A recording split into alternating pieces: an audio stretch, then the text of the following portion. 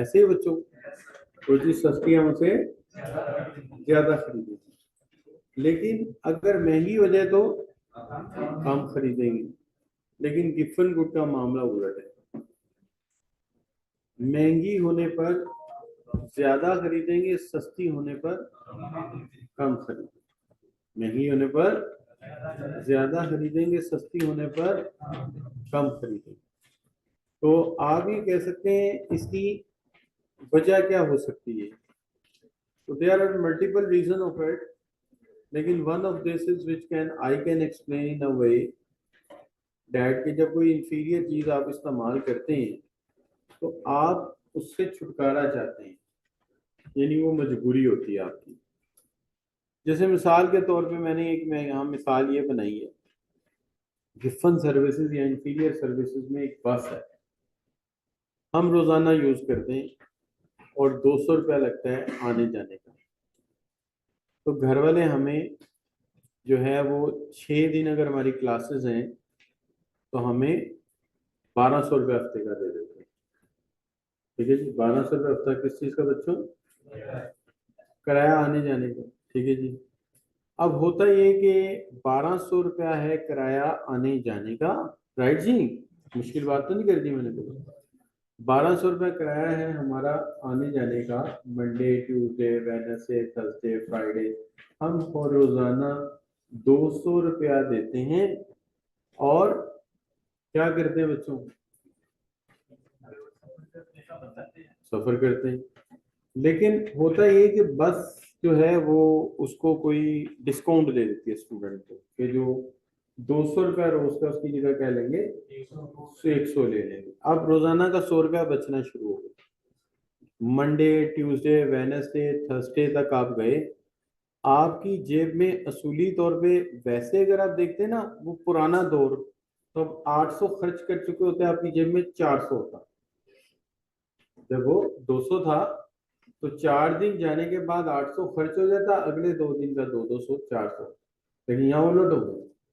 क्या हुआ कि आपकी जेब में 4 दिन जाने के बाद 800 रुपए है। अब सवाल ये पैदा होता है, जुम्मा और हफ्ता आप बस पे जाएंगे? मोस्टली लोग अवॉइड कर देंगे, वो कहेंगे यार 800 रुपया जेब में है, जुम्मे का दिन है, जुम्मा भी पढ़ना है, तो ऐसा क्यों ना करें कि आज हम उबर या क्रीम इस्तेमाल करें। क्या हाल है? तो ये है कि क्या वो सस्ती होने पर तो बस ज्यादा यूज होनी चाहिए थी, लेकिन सस्ती होने पर जो 6 दिन बस यूज हो रही थी, अब कितने दिन यूज हो रही है? 4 दिन यूज हो रही है। इसका मतलब है ये सस्ता होने पर कम बिकता है, यानी प्राइस कम करो डिमांड कम हो जाएगी, प्राइस कम करो डिमांड कम हो जाएगी। यही चीज समझ बात समझ आई थोड़ी बहुत? 200 रुपया रोज खर्च कर रहे हैं, बस पे जा रहे हैं हम, 1200 का बजट है, बस सस्ती हो गई, 100 रुपया पर डे हो गई, 4 दिन गए, अभी 2 दिन रहते हैं, जेब में कितने पैसे हैं? 800। अब नहीं यार, एसी वाली गाड़ी में आते हैं, आराम से जाते हैं, तो यूज उसका कम हो गया। ठीक है, अगर दोबारा महंगी हो जाए तो क्या होगा? पैसे बचेंगे ही नहीं। पहले 4 दिन में क्या होगा? 800 निकल जाएगा, पीछे रही 400 जाएगा, ऑप्शन खत्म हो जाएगी, आप बस पे जाएंगे। तो महंगा करने पे डिमांड बढ़ती है, सस्ता करने पे डिमांड कम हो जाती है, राइट जी। चलिए थोड़ी देर के लिए आप ये मान लें कि ये बस नहीं है, ये टूटा चावल है, बस नहीं, ये क्रैश चावल है, ये वाले टूटे टूटे चावल, ठीक है, टोटा चावल, ठीक है जी, ये चावल है। आप रोजाना ये 200 रुपए किलो मिल रहे हैं, तो आप रोजाना टोटा चावल खाते हैं, ठीक है, मंडे ट्यूसडे टिल सैटरडे रोजाना टोटा चावल खाते हैं। अब टोटा चावल सस्ते हो गए, 100 रुपए किलो हो गए, आपने मंडे को खाया, ट्यूसडे को खाया, वेडनेसडे को खाया, थर्सडे को, फ्राइडे को आप क्या करेंगे? 800 रुपये आपकी जेब में, अब आप क्या करें? अब आप कहेंगे सुपर कर्नल ले आओ यार, आज बढ़िया नहीं खाते। क्या हाल है?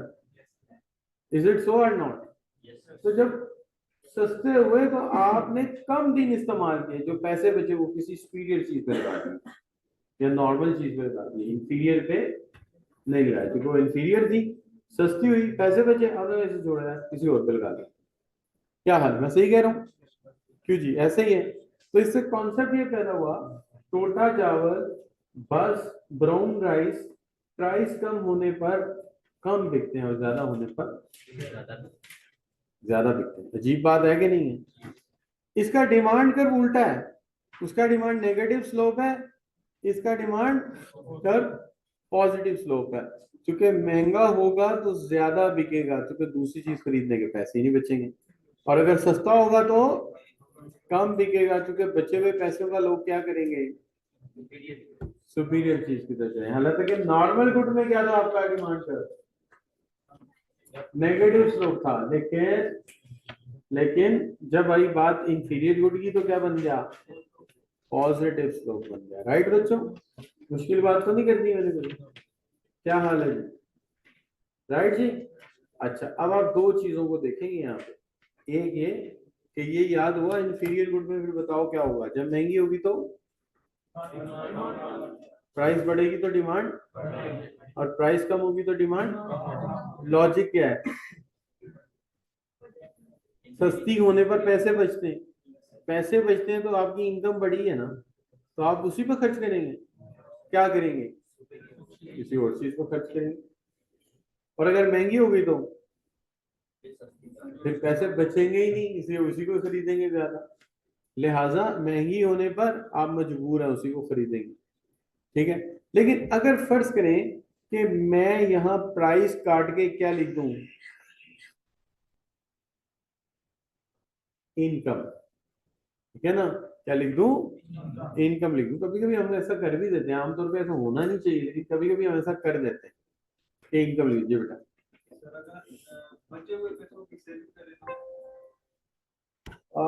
हो सकता है, लेकिन कैसे यार, खाना तो खाना है ना लोगों ने, मतलब क्या करेंगे, सस्ती चीजें नहीं, फिर वो शेख मतलब बहुत ही शेख बंदा होगा, क्या हाल है, वैसे चिल्ली का ही बंदा होगा, ऐसे कैसे हो सकता है?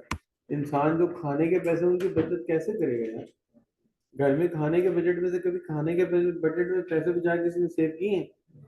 नहीं, खाने के बजट में सेव नहीं, सेविंग अलग से तय होती है कि इतने पैसे हमने बचाने हैं, लेकिन खाने का बजट जब बचेगा हमेशा यहाँ फल ज्यादा आएगा, है ना। बाजार से कोई दही भल्ले कबाब वगैरह भी आ सकते हैं, लेकिन वो पैसे वापस नहीं जाते, मेरी तो अपनी रीडिंग यही है। क्या हाल है बच्चों? क्योंकि मैं शुरू से गरीब आदमी रहा हूँ, मुझे आपसे ज्यादा पता है, ठीक है ना। अब आप पता नहीं आप कितने को गरीब है, मुझे अंदाजा नहीं है। हाँ सही सर, बात है, क्या फर्स्ट बात है। चैप्टर का टेस्ट नहीं होगा? फर्स्ट चैप्टर का अच्छा टेस्ट। जी बेटा, फर्स्ट चैप्टर का टेस्ट। फर्स्ट चैप्टर का टेस्ट, अच्छा बच्चा जरा नए बच्चे आ गए, फर्स्ट चैप्टर का टेस्ट आज रख लें, आज मैं भेज दूंगा। बच्चे नए आए हैं वो परेशान ना हो, उनका फर्स्ट चैप्टर अलग से पढ़ाएंगे, टेस्ट होगा उनका भी। लेकिन जो पुराने बच्चे हैं उनको आज टेस्ट भेज देते हैं चैप्टर 1 का, ठीक है जी। आज भेज देते हैं बच्चों, आज भेज देते हैं, ठीक है, वो कर लें हल, ठीक है जी। अच्छा बच्चों, क्या कह रहे बच्चे,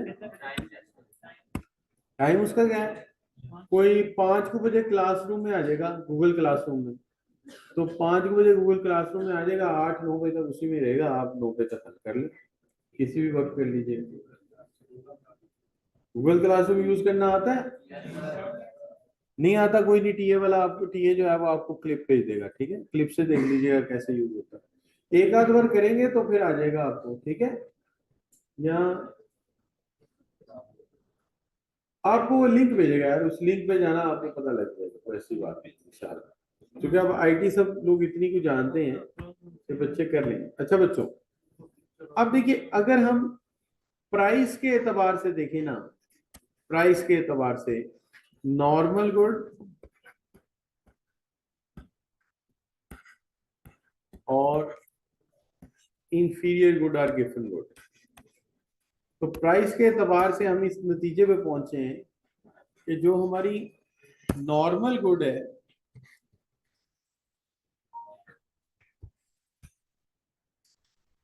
इधर प्राइस है, इधर क्या बच्चों, क्वांटिटी डिमांडेड, तो नॉर्मल गुड के एंगल से जब देखते हैं तो प्राइस के कम होने से डिमांड बढ़ जाती है।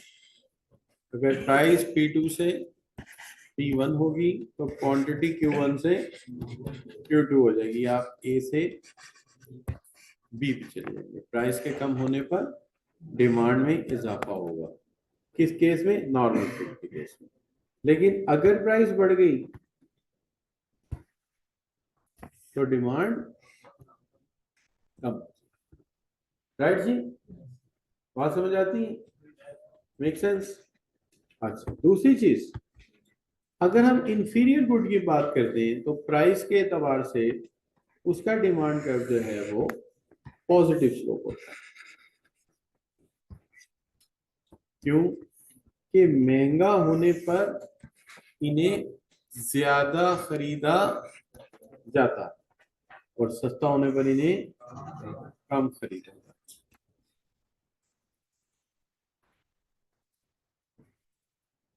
ठीक है जी, price P1 P2 quantity Q1 Q2, क्या मतलब?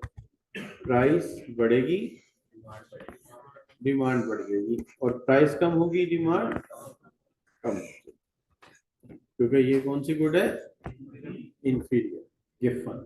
याद रहेगा जी, उसका लॉ ऑफ डिमांड वो है नॉर्मल का, और इसका लॉ ऑफ डिमांड ये। राइट जी, किसके एतबार से?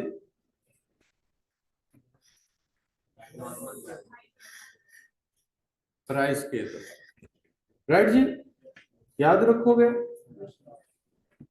चलो अच्छी बात है।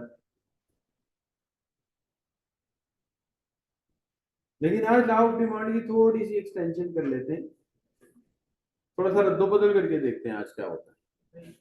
देखते हैं आप पैरों पे कायम रहते हैं या पैरों से निकल जाते हैं, दोनों चीजें हो सकती हैं। क्या हाल? बना लिया डायग्राम बच्चे? आगे मूव कर सकते हैं? अच्छा चलिए, अगर फर्ज करें प्राइस की बजाय इनकम का मामला हो, प्राइस की बजाय, आज हम हटके लॉ ऑफ डिमांड से बिल्कुल हटके बात करें, हालांकि रूल ऐसा नहीं है। अगर हम इनकम की बात करें ना, कि आज हमने, आपने लिखा था quantity demanded is a function of price, ऐसे लिखा था ना आपने? क्या लिखा था? Quantity demanded is a function of price, इस पर्टिकुलर स्लाइड। आज हम कहने लगे quantity demanded is a function of income. Income को ऐसे नोट करते हैं, ठीक है? तो यहां मैं लिख देता हूं इनकम,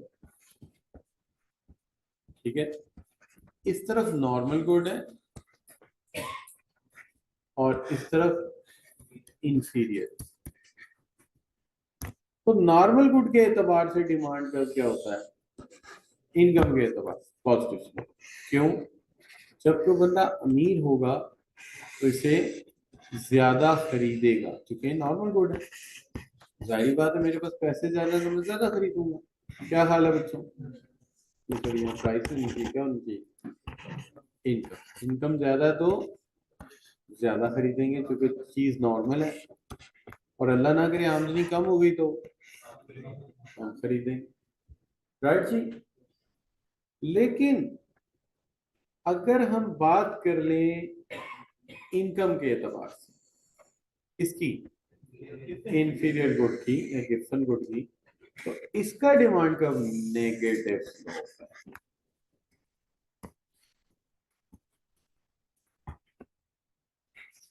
अभी हम वापस आते हैं इस डायग्राम पे, इधर देखिए भाई, आप अमीर हुए हैं, पैसे ज्यादा आए हैं, तो मटन ज्यादा खरीदेंगे ना कि कम खरीदेंगे? और अल्लाह ना करे आमदनी कम हुई तो क्या करेंगे? कम खरीदेंगे। लेकिन एक बात मुझे बताएं, अगर आप टोटा चावल खा रहे हैं, ठीक है, और टोटा चावल खाते खाते अचानक आपकी आमदनी बढ़ गई है, तो आप टोटा ही खाते रहेंगे। जाहिरा आमदनी बढ़ गई है तो आप टोटा खाना कम कर देंगे। क्यों टोटा खाना कम कर देंगे? भाई पैसा ज्यादा आ गया, स्टेटस ऊपर चला गया आपका। क्या ऐसे ही है ना बच्चों? तो अगर अल्लाह ना करे किसी की आमदनी कम हो गई है तो क्या करेगा? वो टोटा खाना शुरू कर देगा फिर बेचारा। ऐसे ही है जी। अच्छा, तो प्राइस के एतबार से नॉर्मल गुड का जो डिमांड कर्व है वो नेगेटिव स्लोप था और इंफीरियर का पॉजिटिव। लेकिन इनकम के एतबार से उलट है, इनकम के एतबार से नॉर्मल गुड का डिमांड कर्व पॉजिटिव था और इंफीरियर का, और लॉजिक वही है कि अमीर होने पे क्यों ज्यादा टोटा खाए, कुछ छोड़ क्यों ना खाए। क्या हाल है बच्चों, ऐसा है कि नहीं? क्यों भाई? भाई आप स्कूल पढ़ते थे तो नान टिक्की खाते थे कि नहीं खाते? अब क्यों नहीं खाते? क्योंकि आप पैसे ज्यादा मिलते हैं हमें। क्या हाल, पॉकेट मनी बढ़ गया हमारा। अब पॉकेट मनी बढ़ गया, आप नान टिक्की खाते हैं, आप बड़े शौक से हम बैठ जाए गोभी के चने खाते हैं, अंडा साथ डलवा, क्यों जी? साथ पेप्सी की बोतल भी मंगाते हैं, है कि नहीं? तो यही बात है, आमदनी बढ़ने पे हम इंफीरियर चीज को छोड़ देते हैं। क्या हाल है बच्चों, है कि नहीं? कुछ पूछना चाह रहे हैं? Yes sir. हाँ हाँ पूछे। सर जब इनकम बढ़ जाएगी तो फॉर एग्जांपल हम इनकम बढ़ने से पहले चिकन खाते थे, हाँ और इनकम बढ़ने के बाद सर चिकन को छोड़ के अब बीफ की तरफ चले गए, या फिर बीफ को फिर और इनकम बढ़ने के बाद बीफ को छोड़कर मटन के ऊपर चले गए। हाँ हाँ हो तो सकता क्या है। वो इंफीरियर होंगे वो चीजें? हाँ ये देखिए, हर एक के सोच में इंफीरियर गुड का मेयार अलग है, इंफीरियर गुड का मेयार अलग है, नफसियाती कैफियत है ना। क्या हाल है? अब मेरे एक पड़ोसी हैं, उनका 4 कनाल का घर है, मेरे बैक डोर नेबर है, यानी पिछली गली लगती है तो उधर 2 कनाल एरिया है। हमारा चूंकि छोटा घर है तो इस साइड पे गरीबों के घर बनाए हुए उन्होंने, कनाल कनाल की इस साइड पे, उन्होंने बैक साइड पे बाग के पास जो बनाए 2-2 कनाल पे, तो उसने 4 कनाल लिया हुआ। तो वो उसके पास फॉर्च्यूनर है और लैंड क्रूजर है, तो वो सिटी को इंफीरियर काउंट करता है। हाँ वो बातों में कहता है कि ये इंफीरियर प्रोडक्ट्स है, इसका मतलब है हर एक के नजदीक इंफीरियर और का नॉर्मल का म्यार जरा डिफरेंट है। तो ये हो सकता है, ये हो सकता है कि वो इतना अमीर हो गया हो कि उसके नजदीक मटन नॉर्मल गुड है और चिकन इंफीरियर है। लेकिन चूंकि हमारी कमाई महदूद है तो हमारे यहाँ तो चिकन कढ़ाई भी हो तो लोग कह रहे ब्रायलर की बकी, वाह वाह वाह, देसी घी का मजा। नहीं बच्चों, ऐसे ही है ना। क्या हाल है?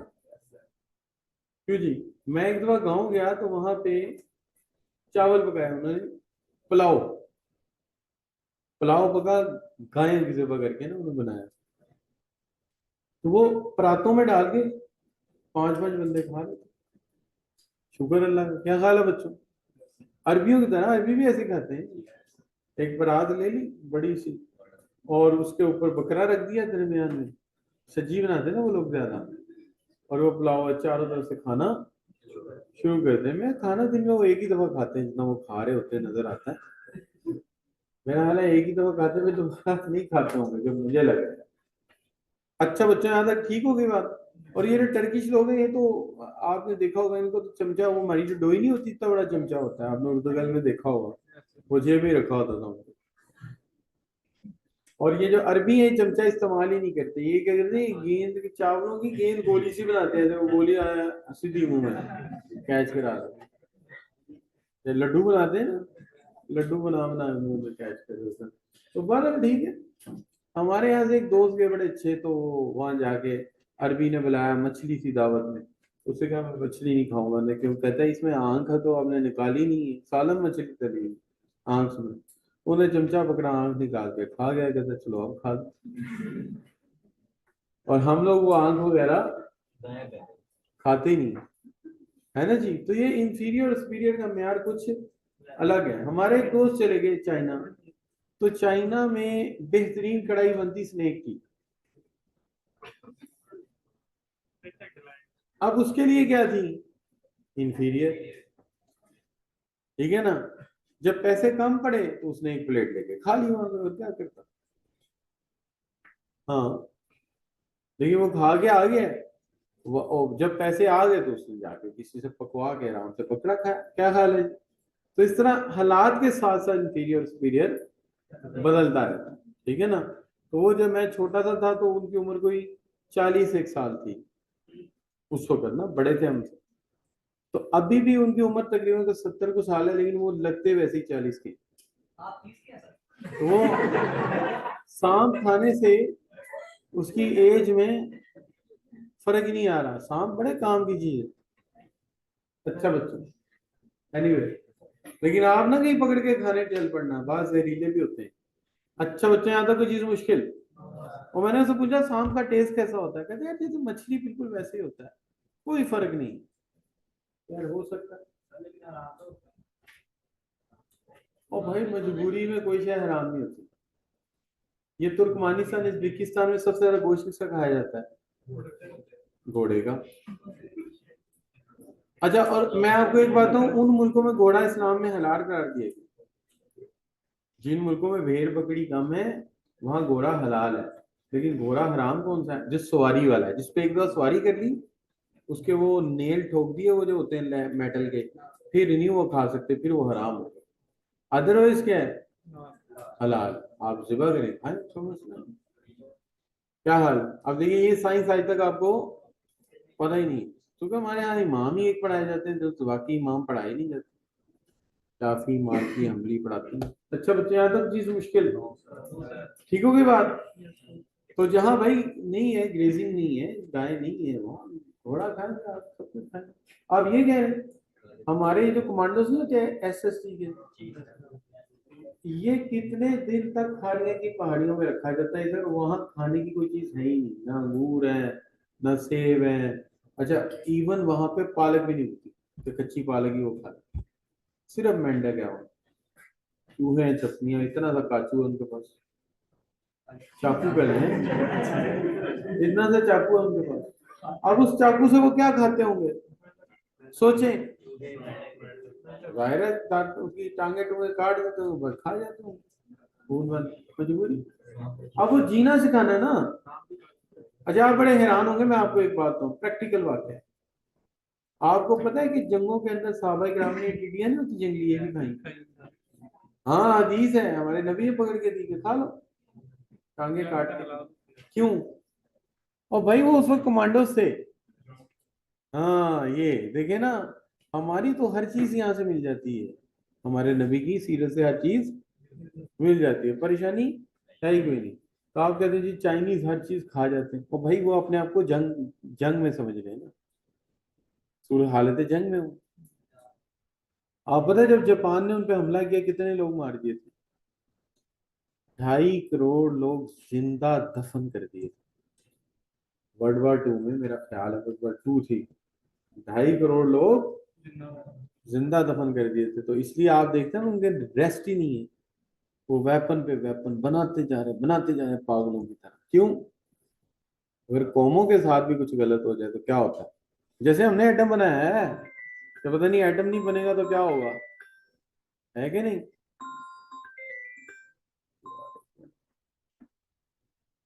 अच्छा, यहां तक बच्चों कोई चीज मुश्किल? सही होगी बात? तो ये बच्चों क्या हो गया जी, ये वो क्या है, शाबाश, दैट इज प्राइस की हालत में आप डिमांड कर देखें, नॉर्मल गुड का नेगेटिव होगा, लेकिन इंफीरियर का पॉजिटिव होगा, क्योंकि महंगा होने पे ज्यादा इस्तेमाल करोगे, सस्ता होने पे कम। लेकिन आमदनी के एतबार से नॉर्मल गुड का डिमांड कर पॉजिटिव होगा, क्योंकि आमदनी बढ़ने पर आप ज्यादा खरीदेंगे। लेकिन इंफीरियर के लिए क्या होगा? महंगा हो, जैसी आमदनी बढ़ेगी आप उससे जान छुड़ा लेंगे, यार अब मैं अमीर होगा, मुझे इसकी जरूरत नहीं है। इसके अंदर आप ले सकते हैं टोटा चावल, ले सकते हैं बस पे सैर ले सकते हैं, या बस से ट्रांसपोर्ट, और लाइफ बॉय का साबुन ले सकते हैं।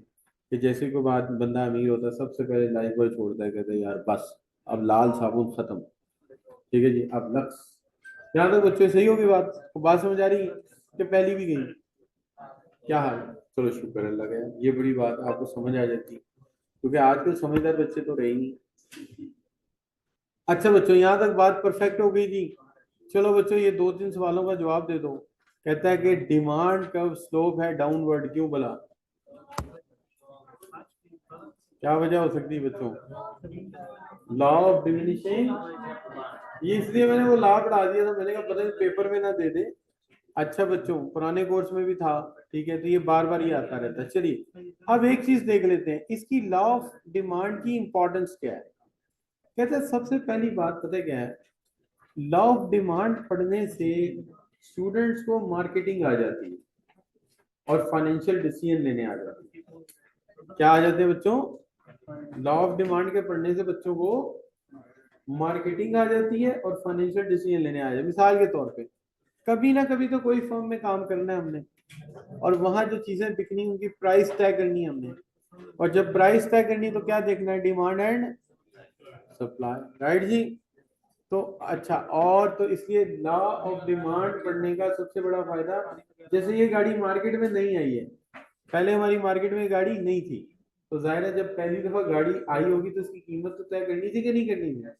तो अगर किसी ने लॉ ऑफ डिमांड पढ़ी नहीं तो प्राइस डिटरमिन कर लेगा? पॉसिबल ही नहीं। कोई किताब पकड़े जहां प्राइस डिटर्मिनेशन आएगा वहां लॉ ऑफ डिमांड लिखा होगा। तो लिहाजा कहता है लॉ ऑफ डिमांड कंट्रीब्यूट करता है determination of price of certain commodity के। जब हमें ये पढ़ना आ जाए तो हम किसी चीज की कीमत तय करने में इफेक्टिव हो सकते हैं, और अगर फर्ज करें कीमत गलत भी रख ली है तो रीएडजस्ट करने में इफेक्टिव हो जाएगी कि यार शायद ये नहीं, इसको थोड़ा कम करें। राइट बच्चों?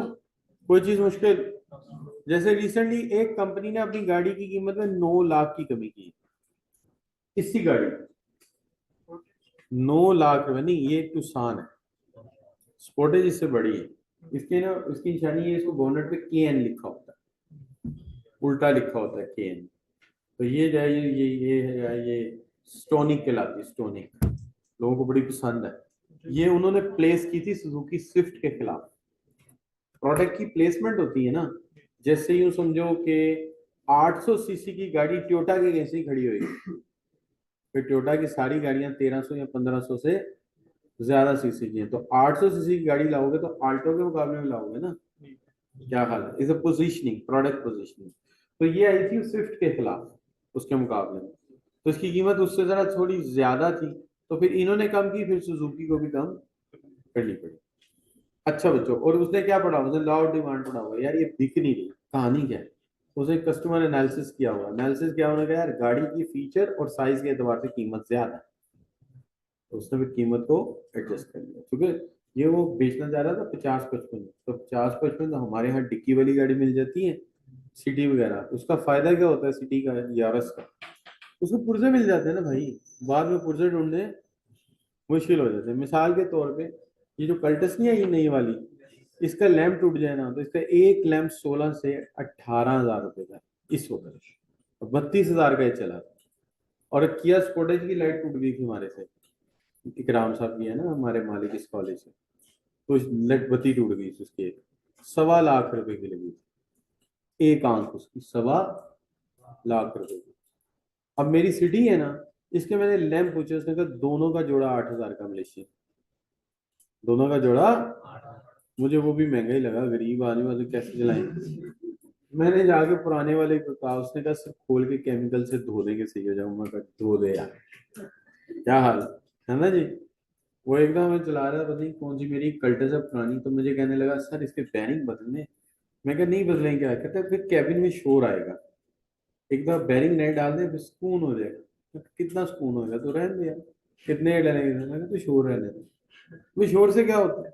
नहीं, अब मेरा भांजा चाचू आप क्या जनरल टायर डाल देते हैं, मामू ये को बात है, आप जाए आप डन लो मैचलिन के टायर डालें, देखिए कैसी खामोशी है गाड़ी। तो वहां से क्या कहता हूँ,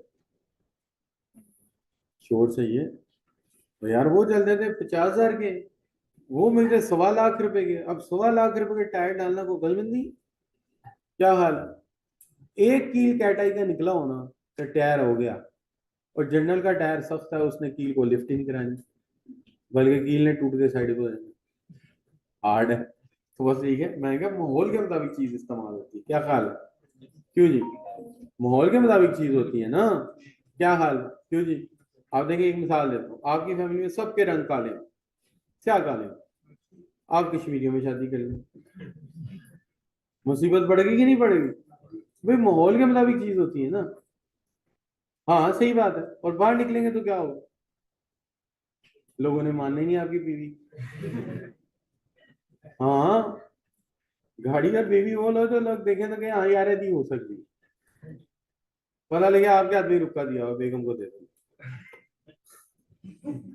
सही बात है, क्यों भाई? तो लिहाजा चीज सोच समझ के लेनी चाहिए। अच्छा बच्चों, फर्म डिसीजन मेकिंग क्या है जी? फर्म की डिसीजन, फर्ज करें कि जी पहली बात हमें प्राइस तय करनी आ गई। फर्ज करो कि हमारे कैश फ्लो में थोड़ी कमी है, हमारे हमारे फर्म के कैश फ्लो में कमी है, आजकल लिक्विडेशन कम हो गया। हमें एक मशवरा मिलता है कि प्राइस कम कर लो, एक प्रोडक्ट है उसकी प्राइस कम कर लो। प्राइस कम करो क्या होगा? डिमांड बढ़ेगी, सेल ज्यादा होगी, कैश फ्लो सही हो जाएगा। अब फर्ज करो हमने प्राइस कम कर दी, डिमांड इतनी बढ़ गई हमसे पूरी नहीं हो रही, क्या नतीजा निकलेगा? लेकिन अब आप इसमें 3-4 महीने तो लग जाएंगे, और अगर इसमें एजीएम आ गई तो शेयर होल्डर ने तो बैंड बजा देना आपका कि भाईजान जब डिमांड पूरी नहीं होती तो कीमत इतनी कम क्यों की, और इतना ज्यादा कैश फ्लो तुमने क्यों रखा हुआ पास, इतने पैसे का क्या करोगे? हाँ, कंपनी के पास पैसा पड़ा है तो शेयर होल्डर आपकी बैंड बजा देगा कि ये किसी जगह लगाया क्यों नहीं। पैसा डिवैल्यू करने के लिए थोड़ी होता है। अम्मी के पर्स में 4 लाख है, खानदान तरीके करेगा कि कितनी सुगर बीवी है, इतना पैसा बचाती है, घर अच्छा बनाया हुआ है। लेकिन अगर फाइनेंस मैनेजर 4 करोड़ रख के बैठ जाए ना, तो भाई उसकी क्वाली होगी क्यों? कि प्रोडक्ट पे नहीं लग सकता तो स्टॉक एक्सचेंज में लगाता, स्टॉक एक्सचेंज में नहीं लग सकता तो वो करेंसी खरीदता, कुछ तो करता, पैसे डिवैल्यू हो जाते पड़े पड़े। क्या हाल है? लिहाजा कैश फ्लो ज्यादा आ गया तो तनकीद, कम आ गया, और अगर कम आ गया फिर लोन लेना पड़ा तो फिर भी वो तनकीद करेंगे, यार प्राइस भी घटाई लोन भी लेना पड़ा तो लोन ही ले लेते हैं। इसलिए इसको पढ़ना बड़ा जरूरी है।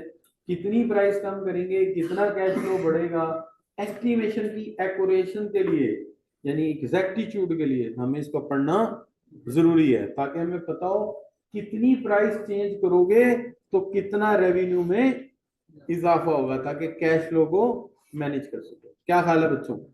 तो इससे फिर बात क्या समझ आती है? बात ये समझ आती है कि भाई हमें ये पता होना चाहिए कि किसी चीज की कीमत कैसे डिटरमिन करनी है। अगर डिमांड में कमी बेशी है तो हमको रीएडजस्ट कर सकें, और कभी कैश फ्लो में कमी आ जाए तो क्या करें? एनालिसिस कर सकें कि यार कितनी कीमत चेंज करने से हमें कितनी सेल या कितनी बिक्री मिलेगी। बिक्री समझते?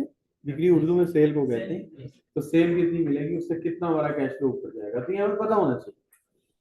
उसके बाद एक बात और भी है कि लॉ ऑफ डिमांड एक चीज और सिखाता है, क्या? हाँ, फाइनेंस मिनिस्टर को एडवाइस देता है। अच्छा, फर्ज करें कि फाइनेंस मिनिस्टर टैक्स लगाने चाहता है, तो आपसे पूछते हैं फाइनेंस मिनिस्टर ने पालक के साग पकाने पर टैक्स लगा दिया, लोग क्या करेंगे? वो पालक का साग नहीं उगाएंगे। फर्ज कीजिए शादियों पे स्वीट डिश खिलाने पर टैक्स लगा दिया, तो क्या करेंगे? लोग स्वीट डिश नहीं खिलाएंगे।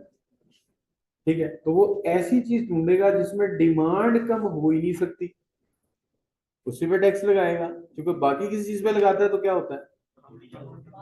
लोग एडजस्ट कर लेते हैं, है कि नहीं बच्चों? तो वो करेगा, वो डिमांड ने उसे सबक सिखाया है कि बेटा टैक्स उस पे लगा, उस कमोडिटी पे जो हर सूरत लोगों को खरीदनी पड़े। तो किस पे लगाता है? पेट्रोल पे, बिजली पे। हाँ, अच्छा, और वो कितना चीख रहे हैं, क्योंकि उनको पता है कि अगर ये ऐसे ही चलता रहा तो हमारे लिए मसला हो जाएगा। हाँ, पेट्रोल की जगह इलेक्ट्रिक आ गए हैं, वो स्कूटर तो आ गए हैं, मेरा काफी सारे बच्चे स्कूटर चलाते भी हैं वो वाला। वैसे वो सही चलता है? चला के देखा आपने? मुझे तो नहीं लगता, सही है, हल्का सा है। मैं तो बेगम से कहा कि यार ये मैं ले लेता हूँ, पेट्रोल बचेगा, छोटा सा हेलमेट पहन के चले जाएंगे। तो वो कहने लगी खुदा का खौफ करो, तो उठा के साइड पे फेंक जाएगा, पुर्जे भी नहीं मिलने। उसका तो यही नहीं कंफर्म होता है बंदा है जी, अब देखिए मुझे सबसे अच्छी तस्वीर ना अपने मोबाइल में ये वाली लगती है। ये तस्वीर देख रहे हैं आप? देख रहे हैं आप? ये पिक्चर सबसे अच्छी है। इसमें पता है क्या हो रहा है? देखो करंट मेरे घर आ नहीं रहा, क्या हो रहा है? जा रहा है। ये है हुकूमत को तकलीफ। अरे तकलीफ है ना उनको, करंट आ नहीं रहा, जा रहा है। ये जब महीने बाद हिसाब होना है, तो मेरा सोलर वाला कह रहा था सर चुप करके ना पीछे इन्वर्टर बदल देते हैं। मैं कहा क्यों? कहता आपने लगाया 6K का, ये आधा बिल फिर आ जाना है आपका। ये 300 एक्सपोर्ट होना है, 600-700 आपने यूज कर लेना, आधा बिल फिर आ जाता। मैं क्या करूं? कहता 10K लगा देते हैं। लिखा होता है लोड ना, कहता चुप करके 10 के लगा देते हैं, फिर ये 600 एक्सपोर्ट हो जाएगा, 0 हो जाएगा। मैं अच्छा चलो ठीक है। तो ये हुकूमत को तकलीफ हो रही है, और हम जैसे गरीब लोग ऐसे जुगाटी होते हैं, कोई ना कोई जुगाड़ सोच रहे होते हैं। अच्छा इसको ऐसे कर देता हूँ, इसको ऐसे कर लेता हूँ, है ना। आप देखिए सीएनजी कब लगाई थी हमने, जब पेट्रोल बहुत महंगा लगा हमने सीएनजी लगा ली, बल्कि मैं तो हाईवे पे नहीं जाता था। जिस दिन पहली दफा सीएनजी लगी ना, तो मैंने पहला काम ये किया, गाड़ी निकाल के फैसलाबाद गया। फिर मुझे किसी ने बताया कि अगर तू 80-90 की स्पीड पे चलाएगा ना, तो एक सिलेंडर में फैसलाबाद पहुंचेगा, और अगर तू 110 से 100 पे रखेगा तो फिर पेट्रोल भी लगेगा साथ, चुके सीएनजी तो एक जगह से मिलती है। मैंने काम ही वही पकड़ लिया, मैंने आधा घंटा ज्यादा लगा लिया, मैंने 80 पे आना।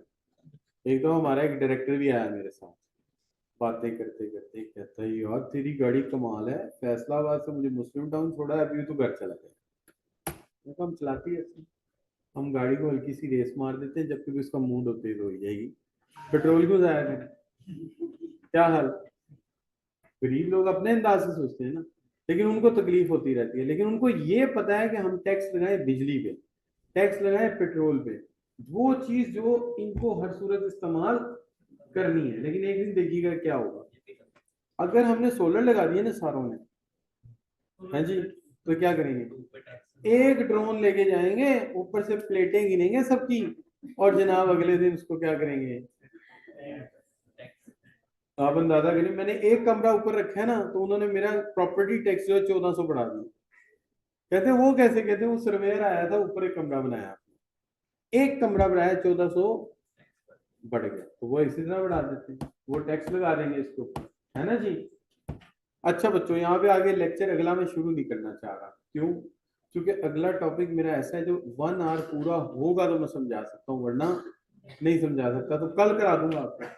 अच्छा कल एहतियातन ये ना करें कि इकोनॉमिक्स का लेक्चर पहला कर लें और आईटोपी का दूसरा कर लें, सिर्फ कल के दिन के लिए, बाकी रूटीन जो है वही रहेगी। क्योंकि कल मुझे लग रहा है दूसरा लेक्चर अगर जुम्मे के पास चला गया तो हो सकता है आधा घंटा मिले, और वो टॉपिक कवर करना जरूरी है इसका, सही है जी।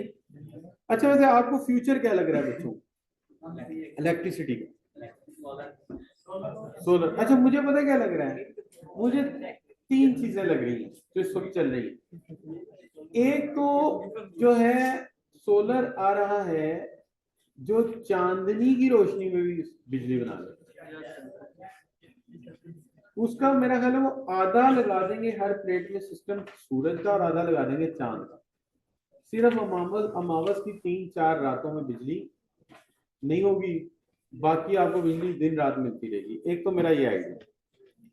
दूसरा तीसरा एक और उन्होंने बनाया, उसमें प्लेट के नीचे ना मेटल शीट है, मेटल ट्रे है, उसके अंदर फास्फोरस बनती है। दिन में अगर सूरज चमकता है, सोलर से घर चलता है, और नीचे उसकी ट्रे में फास्फोरस जमा हो जाती है। वो फास्फोरस एक टैंकी में चली जाती है, और फास्फोरस बेस्ड एक जनरेटर साथ लग जाता है। तो दिन में सोलर से घर चला, और फास्फोरस चलेगी किसमें, सिलेंडर में, सिस्टम है।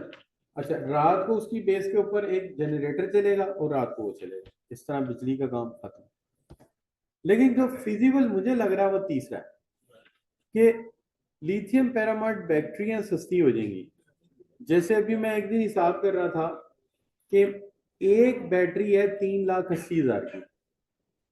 अच्छा वो तकरीबन 2 घंटे एक इन्वर्टर एसी और 2-3 फ्रिजें चला देती है। कितनी, एक बैटरी 2-3 फ्रिजें और एक एसी चला देती, कितने, 2 घंटे या 2-3 घंटे, तो 3 कर लेते चल, सिफर से तो 3 है। तो अगर मैं ये बैटरियां घर में लगा दूं 5, 15 घंटे हो गए ना। और जब ये जॉइंटली लगेंगी कॉम्बिनेशन में, तो इन्होंने और स्लोली एक्सपायर होना है, और ये 10 साल के लिए काम करेंगे। फर्ज करें मेरा इसके ऊपर लग गया 18 लाख, 18 लाख को मैं 10 पे तकसीम कर दूं, 1,80,000, 1,80,000 को मैं 12 पे तकसीम कर दूं, 16,000 का महीना मेरा बिल। 3 फ्रिज रात को भी चलेंगी, और बिल कितना बना, 16,000। लेकिन 10 साल तक बैटरियां कंप्रोमाइज नहीं होती, 10 साल बाद डिक्लाइन होगी अगर सही लिथियम बैटरी। अब सोचें आप कि पैसे तो एक बार लगेंगे 18 लाख 20 लाख, लेकिन कंजम्पशन कहाँ चली गई। और लाइफ में लग्जरी, आपका अपना ग्रिड स्टेशन बन गया और घर की लाइट जाएगी नहीं। कभी कभार डिम सूरज होगा सर्दियों में, तो उन दिनों तो वैसे ही एसी चलना ही नहीं, क्या हाल है, बैटरियां जला देंगी और तब बैटरियों की कंजम्पशन। अच्छा एसी बंद हो गए ना तो बैटरियां जो है वही चली जाएंगी 72 से 48 घंटे पे। तो यू गॉट इट। तो लाइफ तो आपकी इजी होगी। तो मुझे अच्छा ये अब कितना 18, अब सोचिए 3-4 साल बाद ये बैटरी जो 3.5-3 लाख की कितने की हो जाएगी। बैटरियां तो सस्ती हो रही डे बाई डे। अमेरिका में तो 16 दिन का बैकअप लगवा रहा है हर बंदा अपने घर में, 16 दिन का 20 दिन का।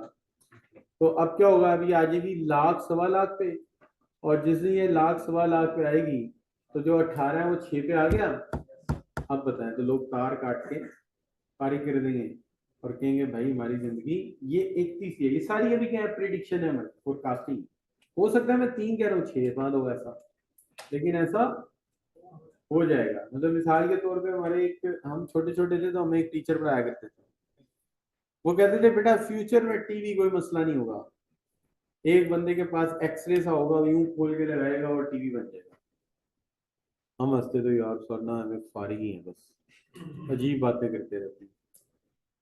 अच्छा इसी तरह वो कहते थे कि एक वक्त आएगा टीवी जो है ना वो सीलिंग के ऊपर लगेगा, स्टेज बनेगा और करेक्टर 4 डायमेंशनल क्रिएट होंगे स्टेज पे, जैसे आप ड्रामा देखते हैं ना, जस्ट लाइक दैट। तो हम कहते यार सारे में फजूल सी बात कर रहे हैं, ये हो नहीं सकता। और वो सारा कुछ फिजिबली आहिस्ता आहिस्ता होता जा रहा है, होता जा रहा है ना। मेरे दादा बताते थे कि वो पहले एक गांव में रहते थे, तो वहां किसी बंदे ने कहा कि एक रेडियो आ रहा है, उस रेडियो में बंदे आया आके बोला करेंगे। टीवी नहीं ना आया था, तो उन्होंने कहा रेडियो एक ऐसा आ रहा है इसमें बंदे आके बोलेंगे। सारे गांव ने उसे बहुत मारा। तो ये है, हम चीजों को कहते रहते हैं लेकिन जब वो हो जाती हैं तो फिर हमें याद आता है कि यार ये किसी ने पहले क्या किया था, प्रिडिक्शन की थी। अच्छा और एक इंसानी फितरत का खासा देखिए क्या है, इंसान ने जो करना होगा ना उसकी बातें शुरू कर देगा, कहानियां शुरू हो जाएंगी। मिसाल के तौर पे अगर आप देखें ना तो 19वीं सदी के आगाज में बातें शुरू हो गई कि चांद पे एक मखलूक रहती है, चांद पे एक बुढ़िया चरखा काट रही है, लाइक दैट। तो इस तरह की बातें एशिया में यूरोप में होनी शुरू हो गई। क्यों?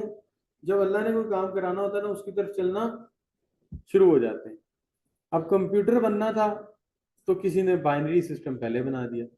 अब बाइनरी सिस्टम ना बनता तो इलेक्ट्रॉनिक्स ना बनता, इलेक्ट्रॉनिक्स ना बनता कंप्यूटर ना बनता। तो जब अल्लाह ताला ने कोई चीज बनवानी होती है आपसे तो उसका रास्ता बनाना शुरू कर देता है। जैसे पेंसिलिंग जो है वो हादसाती तौर पे इजाद हुई है, ऐसे ही है ना बच्चों। तो ये अल्लाह का निजाम है, जो चीज बननी होती है हो जाती है। लेकिन कुछ चीजें याद रखें कि कुछ चीजें अब बदलना शुरू हो गई हैं। जैसे इंसान पहले रिलीजियस थे, क्रिश्चियन हो मुस्लिम हो हिंदू हो सब रिलीजियस थे, तो दुनिया फिर भी कुछ बेहतर रहने की जगह थी। जैसे जैसे रिलीजन से दूरी आई है वो आई है जाकर 19वीं सदी में, मजहब से दो दूर हुए ना 19वीं सदी में सबसे ज्यादा, बल्कि 16वीं से दूर होना शुरू हुए, 19 में आके ना तो बिल्कुल ही मजहब से दूर हो गए। 16वीं सदी में तो आप देखेंगे टर्किश थे ना, ऑटोमन एम्पायर देख लें, यहाँ मुगल एम्पायर देख लें, तो अय्याशियां वहां शुरू हुई हैं। अभी जहांगीर के जमाने में शराब पीनी शुरू कर दी, बादशाहों ने हरम बनाने शुरू कर दिए, उनमें औरतें रखनी शुरू कर दी, वहां से जवाल शुरू हुआ। अब मजहब का रुझान जब कम हुआ तो आगे आते आते आते अब साइंटिस्ट के हालात ये हुए कि साइंटिस्ट जो है वो दिजाल की पूजा करते हैं, शैतान की पूजा करते हैं वगैरह, और उसको कहते हैं कि ख्वाब में आ हमारे साथ राब्ता कर और हमें बता हम क्या करें। और बहुत सारी रिसर्चेज में वो इनकी हेल्प भी करता है। ये प्रूवन फैक्ट है कि ये लोग ऐसा करते हैं, शैतान से दज्जाल से राब्ता करते हैं और उससे पूछते हैं कि आगे हमें कोई रास्ता बता, और उसकी मदद से आगे कोई नए रिसर्च वगैरह के डायमेंशन उससे मांगते हैं। बल्कि एक बड़ा मशहूर प्रोड्यूसर है हॉलीवुड का, उसने तो इकरार किया है कि मैं दज्जाल की पूजा करता हूँ और ये जो भी सीन आते हैं, जो भी चीज वो मुझे कहता है, उसमें फिल्म बना देता हूँ। और वो ज्यादातर फिक्शन पे फिल्म बनाता है, साइंस फिक्शन पे, रोबोटिक्स पे। तो वो कहता है दज्जाल मुझे जो कहेगा मैं करूंगा, उसको पुजारी है वो। इनकी एक निशानी भी है कि जब बात करते हैं ना तो ये यूं नहीं करते, इनकी दो उंगलियां ऐसे आएंगी, दिस साइन, ये साइन, क्योंकि शैतान के सींग होते हैं ना, तो इस तरह बात करेंगे आपके साथ ऐसे। ये इनकी एक one of the symbol is like that. कभी गौर कीजिएगा, ठीक है ना। अच्छा, दूसरी बात, ये ऑकवर्ड टाइम पे इबादत करते हैं, जैसे सूरज के निकलने वक्त इबादत करते हैं। मुसलमानों का अपोजिट है, सूरज निकलने से पहले इबादत करेंगे, सूरज निकलने के बाद शिराक पढ़ेंगे, लेकिन द मूवमेंट ऑफ सूरज की एडजस्टमेंट में कोई इबादत नहीं करेंगे, उसमें करेंगे। कभी आप देखिएगा हिंदुओं का एक देवता है, उसके सींग है शैतान के और सूरज उसके सींगों के दरमियान में, that is the ideal time for prayer. और हमारे यहाँ जुआल के टाइम इबादत रोक दी जाती है, क्योंकि जहां तरमीम आएगी ना वहां पे रोक दिया जाएगा, सिवाय एक मगरिब का वक्त है, सूरज के गुरूब होने का, ठीक है ना। वो भी गुरूब आफ्ताब के बाद नमाज है हमारी। हमारी असर से मगरिब आप वैसे ही इबादत कर लें, लेकिन दैट इन बिटवीन टाइम जो है ना, वो आपसे कहेंगे असर के बाद नफल ना पढ़ना। क्यों? वही टाइम शुरू हो गया ना। फजर के बाद भी वो कहेंगे तस्बीह पढ़ लो, कुरान पढ़ लो, लेकिन सजदा ना करना। अब ये एक फर्क है जिसको आप महसूस करेंगे वक्त के साथ साथ कि इनके अंदर ये चीज है। तो जब फलस्तीन में जो कत्लेआम हुआ, उसके लिए पूरी दुनिया से इन लोगों को बुलाया गया। क्या वो मुसलमानों का कत्लेआम करना है आपने? हाँ, करना है, उन्हें तो कत्लेआम की आदत है, तो उनको पूरी दुनिया से इकट्ठा किया गया। उसके अंदर ये हैदराबाद दक्कन के जो ब्राह्मण है ये भी गए हैं। वो जो आपने सुनी ना, मूवी देखी होगी आपने, बाजीराव, वो दैट्स द पीपल, वो भी गए, वो भी यहाँ से बुलाए गए हैं। हिंदुओं की फौज भी इसराइल में शामिल हुई जाए। और इनकी और हमारी पुरानी दुश्मनी है ना, मुसलमानों की और इनकी हमारी ये दुश्मनी इतनी ज्यादा है कि जो हमारे माल रोड पे इस्तांबुल में चौक में जो लगी हुई है ना गन, कैनन, उसका रुख जो है सीधी नहीं कभी देखना, उसका रुख दक्कन की तरफ है, उसका रुख। और हमारे मजाइल का नाम क्या है? अब्दाली। और अब्दाली कौन है? जो अफगानिस्तान से आया था और जाके मरहट्टों को क्या किया था उसने। आपने भी वो मूवी देखी होगी, रिसेंटली आई थी, जिसमें मरहट्टों ने उसको मार दिया था, मरहट्टों को मारा था कि अब्दाली ने, अहमद शाह अब्दाली ने। लेकिन हाँ, मूवी उन्होंने गलत बनाई है कि अहमद शाह अब्दाली को बूढ़ा दिखाया है और वो जो मरहट्टा सरदार है उसे यंग दिखाया, ये उलट था। वो काफी एजिड था, ये तकरीबन कोई 30-32 साल का नौजवान था, और उसका अपना बेटा 16 साल का था, क्योंकि अफगानिस्तान में शादी 16-17 साल की उम्र में हो जाती। तो ये उलट था। लेकिन आप सब बच्चे जब तारीख पढ़ेंगे आपको पता लगेगा यार ये कहानी एक्चुअली है क्या। समझ आ रही बात? तो अब ये जो है सारा मामला क्या है कि ये दज्जाल की पूजा करते हैं और उससे कहते हैं कि तू हमें रास्ता दिखा। और जिस शख्स ने इंटरनेट इजाद किया था उसने तो इकरार किया था कि जिस दिन मैंने इसके ऊपर रिसर्च की अगले दिन दज्जाल मेरे ख्वाब में आया और उसने कहा कि तूने मेरे लिए एक बड़ा अच्छा काम कर दिया है, ये वो रास्ता है जिससे मैंने दुनिया में हुकूमत करनी है ना बच्चों। कभी आपने गौर किया है कि हम कहते हैं क्यामत के करीब जो जंग होगी सब पत्थर और तलवारें चलेंगी, तो मैं समझते नहीं आती थी यार ये कैसे, अब समझ आती है। और लोगों के पास खाने को नहीं होगा और दज्जाल पूरी खुराक पे और दुनिया पे कब्जा कर लेगा। पता नहीं। अच्छा मैं बताता हूँ कैसे, गौर कीजिएगा भाई। हमारे पैसे कहाँ पड़े? बैंक्स में। और हमारे लॉकर कहाँ है? तो कब कैसे लॉकर कैसे खुलता है? नहीं नहीं नहीं नहीं नहीं, पहले बायोमेट्रिक होता है ना आपका, अंगूठा लगता है ना। तो अगर सेटेलाइट उड़ गया, बताएं मुझे, सेटेलाइट उड़ गया, पैसे मिलेंगे? इंटरनेट नहीं आ रहा, पैसे मिलेंगे? तो फिर गए ना पैसे, कागजों में कहीं लिखे हो शायद। लेकिन इंटरनेट नहीं आ रहा, चेक कैश नहीं हो सकता, क्योंकि वो तो वहां से साइन भी वहां से आते हैं इंटरनेट के जरिए। अब क्या हाल है, लॉकर भी नहीं खुल सकता, तो लोग जीरो हो गए। और जैसे ही जंग होनी, इन्होंने एक दूसरे के वो तबाह कर देने हैं सैटेलाइट, देख लेना, मिसाइल बना लिए इन्होंने, सैटेलाइट तबाह हो गए, बैंकों का पैसा बैंकों में, लॉकर के पैसे लॉकर में, शायद गोल्ड वाले थोड़े बच जाएंगे। ठीक है, अब जो हमारे जहाज हैं, जो हमारे टैंक्स हैं, हमारी गन्स हैं, वो किस पे चलेंगी? जीपीआर पे। जीपीआर से गोली चलती है आज मॉडर्न गन की। अब जब इंटरनेट नहीं होएगा, जीपीआर नहीं चलेगा, तो बंदूक भी क्या हो गई, टैंक भी फारिग, जहाज भी फारिग, अब जंग किसे करनी है?